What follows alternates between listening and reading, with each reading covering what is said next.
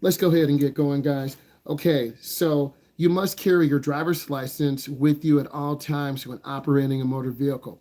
This is true because if you get pulled over or you're involved in an accident, you want to be able to show, hey, I have my driver's license. It is a legal document. So if you wanted to vote, where a state requires a ID, your driver's license is a form of an ID. When you open a bank account, they may ask you to provide your driver's license and another form of ID. Not so much your social security card because they can be copied. So your picture is very important, and this can get you into different situations. Also, some states are requiring um, new requirements for IDs, and you need to be able to have a special ID to get into a court house, to get into a nuclear facility. I don't think any of you go into a nuclear facility, or getting on an airplane and boarding and going um, to a different location. So your ID, your identification is very important. And if you lose it, you're going to have to go back to Secretary of State. They'll take a picture. They'll give you a temporary paper copy. In case you get pulled over, it'll be mailed to you. A motorcycle must be registered and licensed. This is true. If you have an accident on a motorcycle, people are sue happy. They might sue you. Hey, you don't have insurance. Lawsuit. Or you don't have your license. Also, motorcycles have a special endorsement. You can't just jump from a car to a motorcycle. You have to have a special endorsement, and this allows you to operate your motor vehicle. A driver's license, and here's the next question. A driver's license allows you to operate any motor vehicle, any vehicle or motorcycle. This is false. You have to have a special license for a semi truck, CDL class 1 or class 2. You have to have a special license to operate a school bus. You have to have a special license if you want to operate other vehicles that require more class time. An instruction permit allows you to practice by yourself. This is false. You need to have someone 21 or older. Every state is a little bit different. Some states say 18. Some states say 21. Some states say 24. So it really depends on you, the state you live in, and what the requirements are. Who knows? You might move your family, your dad or mom might get a job. You might move to Texas. You might move to California. You might move to New Jersey. So your license and permit is not valid.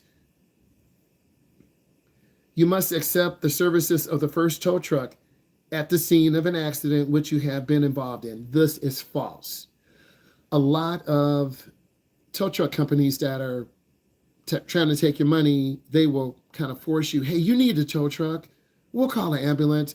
You don't have to accept the services of the first tow truck. You're panicky, you're nervous, you're in an accident, you're not thinking straight. You're like, sure, tow my car. But then as soon as they have it, that's a $150 bill. That's your $250 bill. And it's $75 to $150 a day once they have it in storage. So you'll get charged every day is towed and stored away. That's how they get people. The major responsibility for making the HTS work belongs to the drivers. This is true. If we all have rest, we all practice good defensive driving, we don't road rage, we follow the law, you leave early for school, you leave early for home, you're going to get home chilled, you'll be hungry, you'll be tired, you'll get to work, you'll be excited, you won't have to rush, your bosses see you, hey, you're always early. Yeah, I want a good evaluation, right? And people notice when you come late, they notice when you leave early. So you're always being watched by your teachers, by your coaches, by your parents. You never know who is watching you because opportunities come and go all the time. Next, automobiles are the most common means of transportation. This is true. Here in the United States, automobiles get the majority of the people to and from work. There's also mass transportation, but we're talking about automobiles.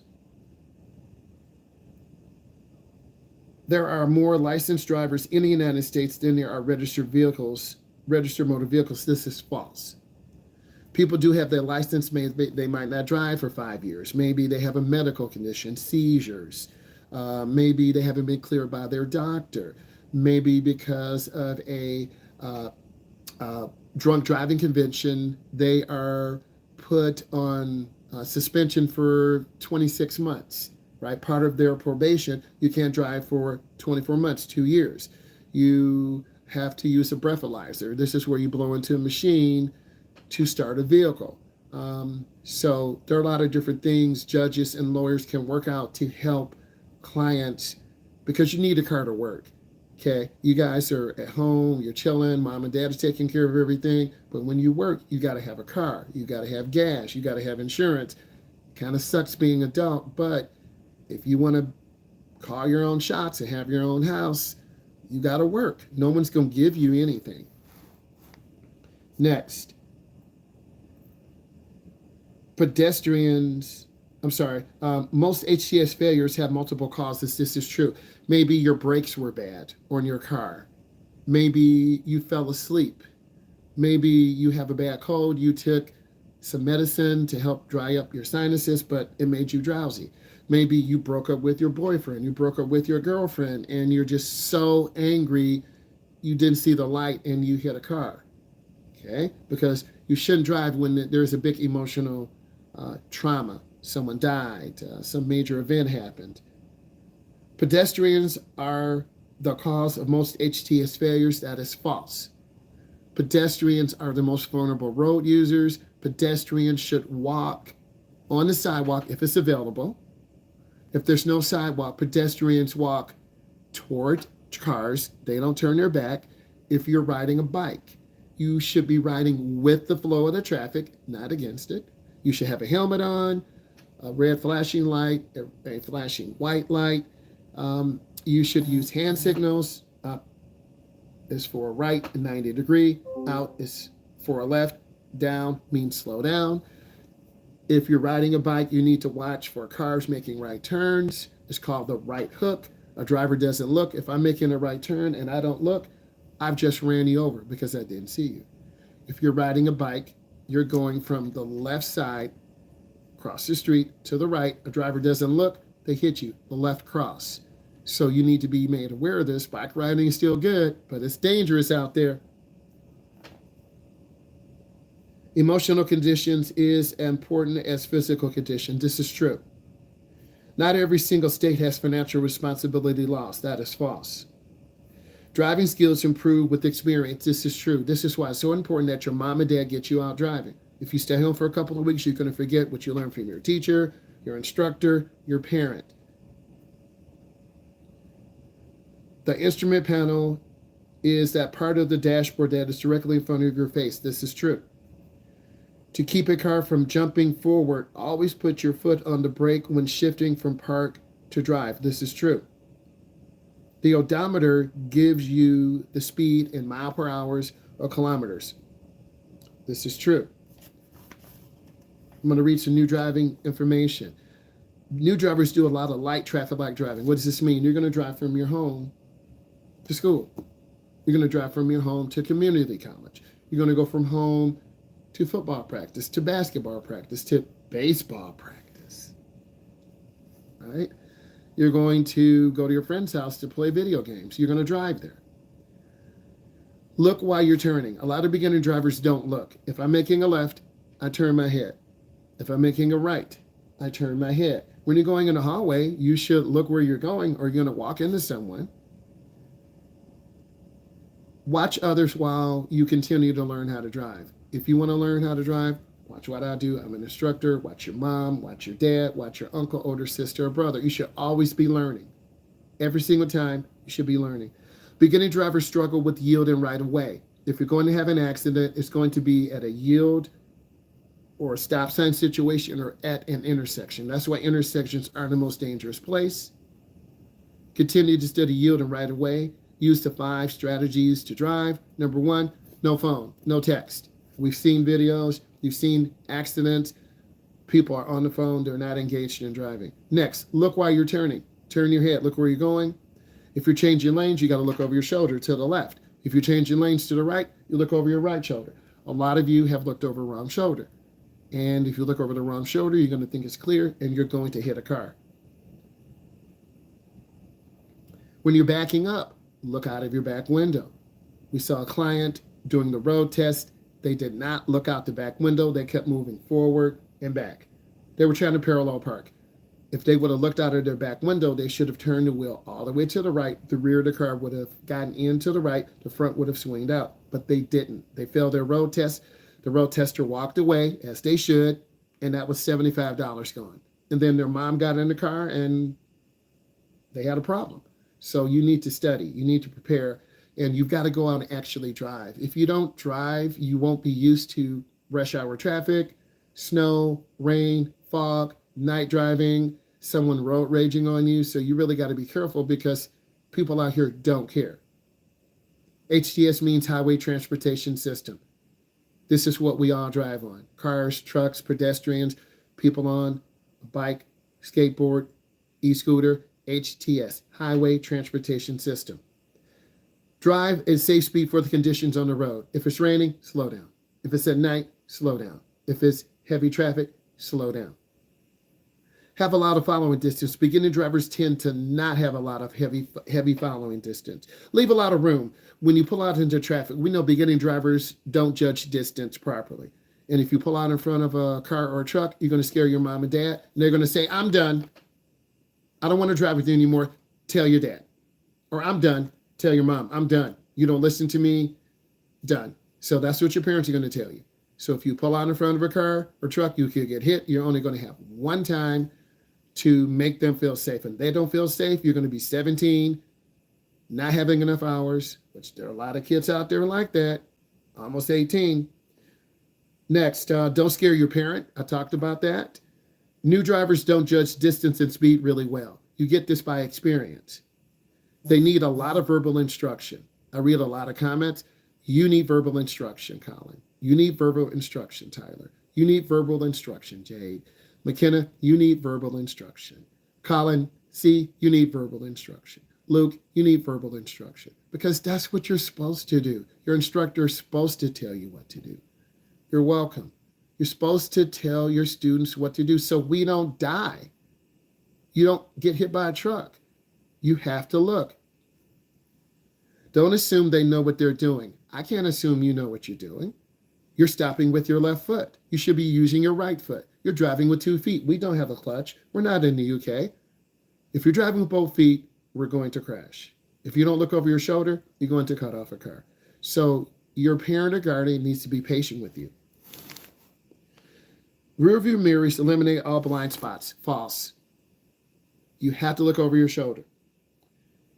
High beam headlights enable you to see greater distances at night. This is true.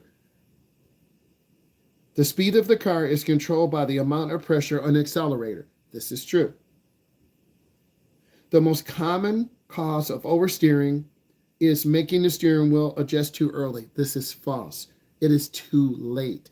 Beginning drivers don't know how to turn the steering wheel. Some turn too early.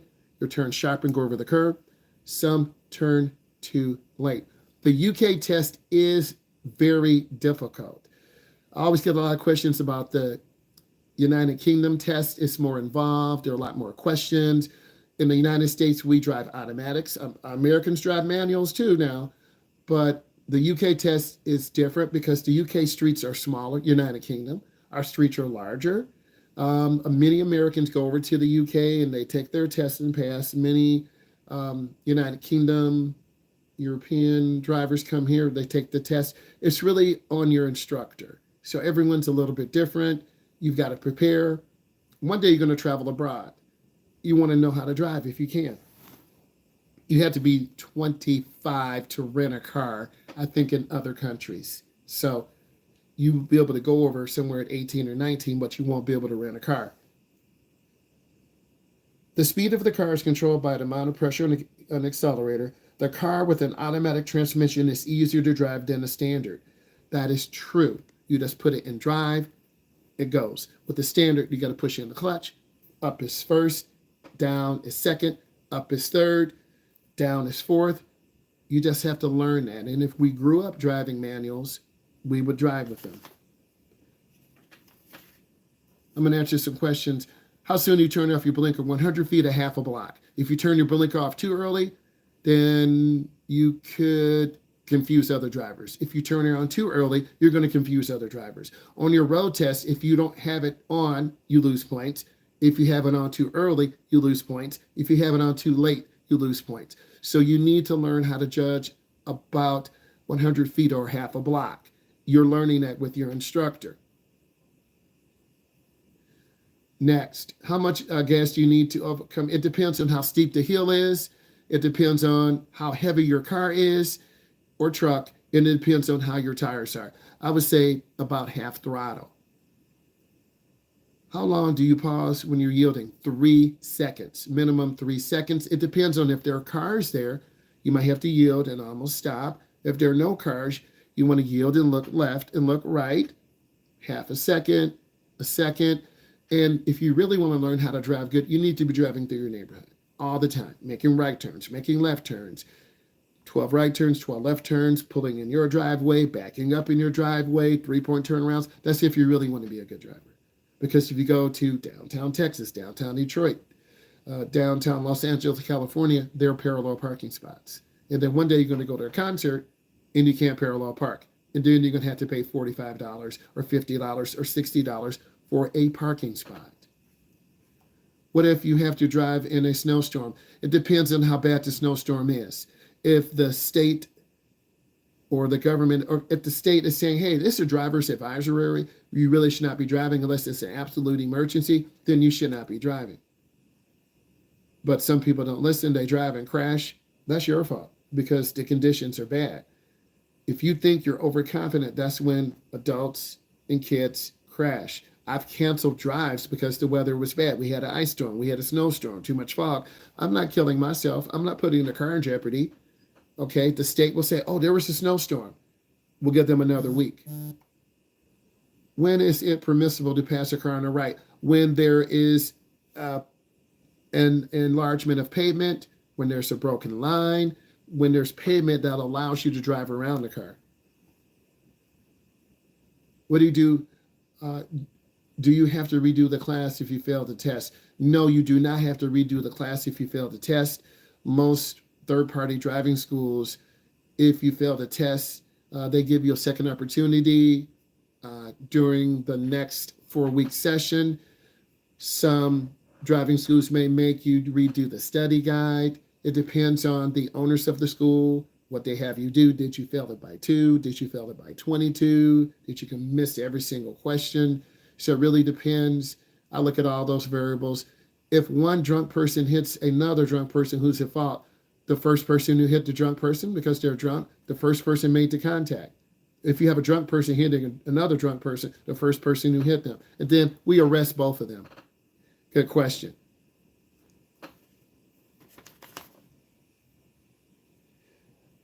Backing up lights come on when the vehicle is shifted into reverse. This is true. These lights come on. They're by the back bumper so you can see when you reverse.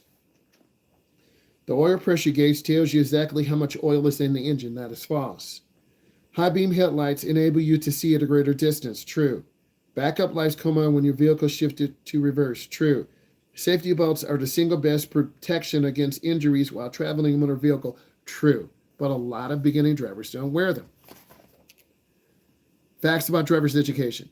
Then I'll be giving this to some lucky individual in a few more minutes. Driver's education is a formal program or course designed to teach individuals how to operate motor vehicles safely and responsibly. The goal of driver's education is to prepare new drivers for the challenges of the road and to help them reduce the number of traffic accidents or fatalities. Driver's education courses typically cover traffic laws, defensive driving techniques, and the dangers of distracted or impaired driving. Many high schools offer driver's education as a course as part of their curriculum, and many students are required to complete these courses in order to obtain their driver's license.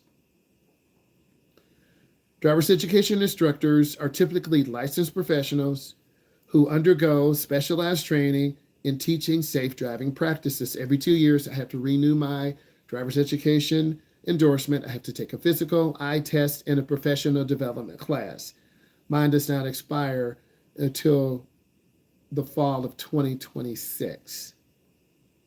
Some driver's education programs offer advanced courses for experienced drivers, such as defensive driving or skid control. Let's get some more questions.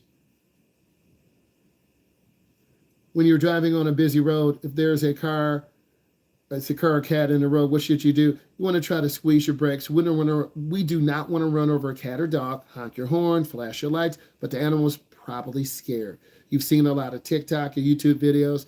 They stop, they pick up the animal. Usually the animal's very scared. If you try to pick it up, it's going to bite you because it's scared. So you have to make a decision. But if you get out, you could be ran over. If you get out, someone's going to hit you and hit the dog or cat. So you need to make a decision. You have to make a decision. Try to drive around the dog or cat. Try to sideswipe it. But many people don't see the dog or cat because they have a high vehicle. So you have to make the best decision.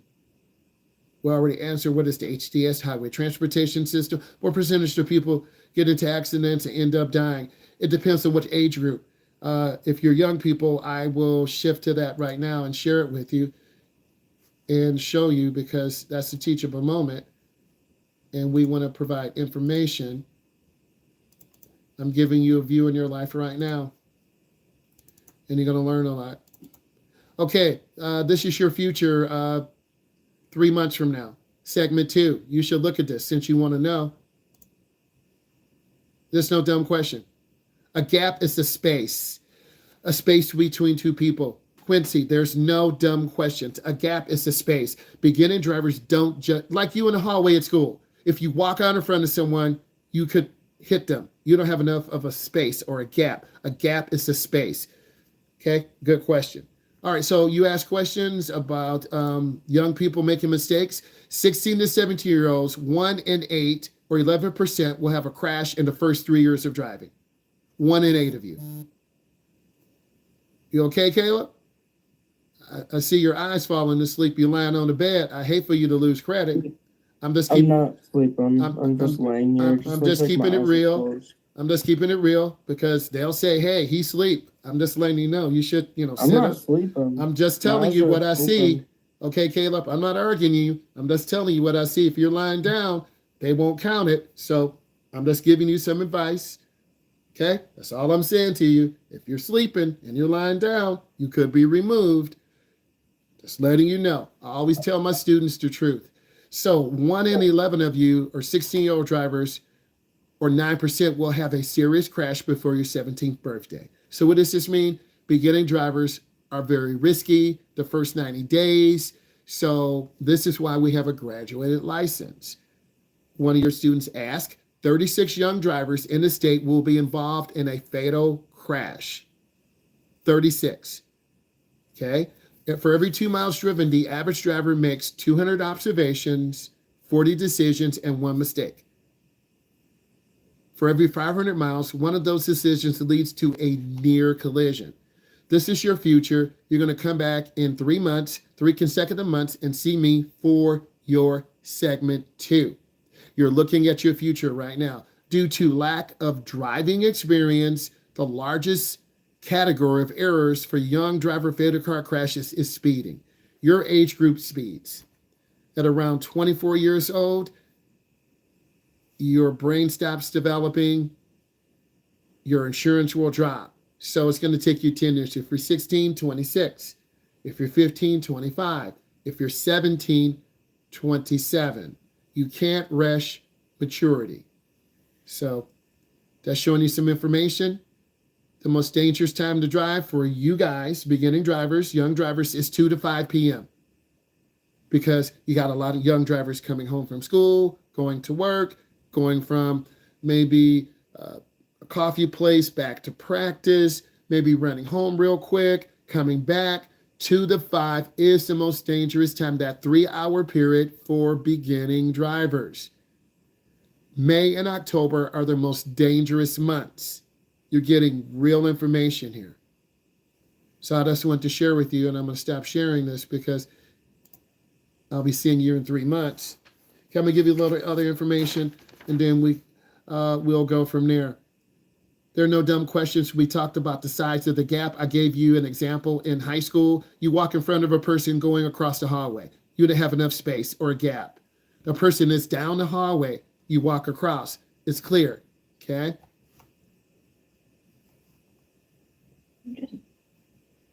Okay, hold up 1 second here. Dun, dun, dun.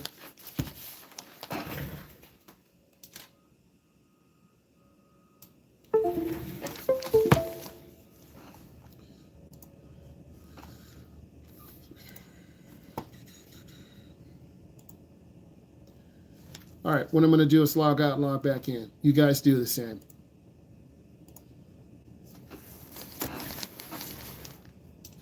You're learning a lot of valuable information right now, and it's really important that all of you understand we're talking about beginning drivers.